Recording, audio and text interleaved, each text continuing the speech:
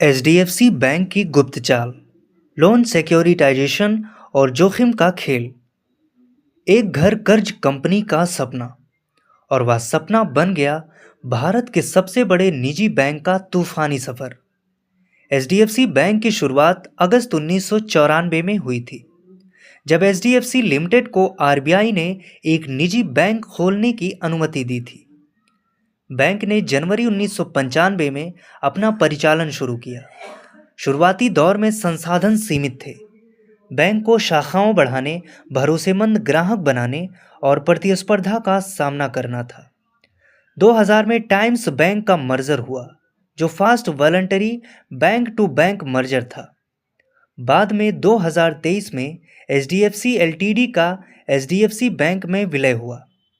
यह भारत का एक सबसे बड़ा M&A सौदा था। यह मर्जर बैंक की संपत्ति और ग्राहक आधार दोनों को बहुत बड़ा बनाता है। वित्तीय दृष्टि से एचडीएफसी बैंक का मार्केट कैप लाखों करोड़ में है। 2025 में उसके शेयर 2000 के पार गए। बैंक का कर्ज पारंपरिक स्तर पर अधिक नहीं बताया गया है, लेकिन वह लोन सिक्योरिटाइजेशन को बढ़ाने की रणनीति बना रहा है ताकि बैलेंस शीट को बेहतर मैनेज किया जा सके। स्वामित्व और शेयर होल्डिंग। एचडीएफसी बैंक का प्रोमोटर हिस्सा अब कम है, क्योंकि एचडीएफसी एलटीडी का पूरा विलय हो चुका है।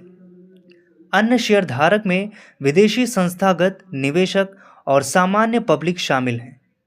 भविष्य की योजनाएं।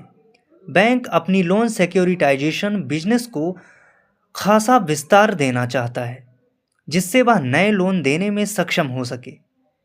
वह कम लागत जमा सीएसए को बढ़ाने पर जोर देगा, ताकि पूंजी की लागत को नियंत्रित किया जा सके। एचडीएफसी की सहायक कंपनी एचडीबी फाइनेंस की आईपीओ योजना है, जिससे बैंक का फाइनेंस नेटवर्क और मजबूत होगा। बैंक डिजिटल बैंकिंग और रिटेल बैंकिंग को और गहरा बनाए रखेगा, ताकि ग्राहकों की संख्या और भरोसा बढ़े। पांचवां, पूंजी पर्याप्तता और जोखिम प्रबंधन को बेहतर करने के लिए बैंक अपनी व्यवस्था अपडेट करना चाहता है, खासकर DSIB domestic system important bank की स्थिति को देखते हुए। एचडीएफसी बैंक, जिसने एक छोटी होम फाइनेंस कंपनी से शुरुआत की थी, अब बड़े विलय और विस्तार की राह पर है। इतने बड़े कदमों और जोखिमों के बीच क्या यह बैंक अगले 5-7 सालों में भारत का असली वित्तीय दिग्गज बन पाएगा, या फिर विलय की गहराइयां उसे संतुलन से बाहर कर देंगी?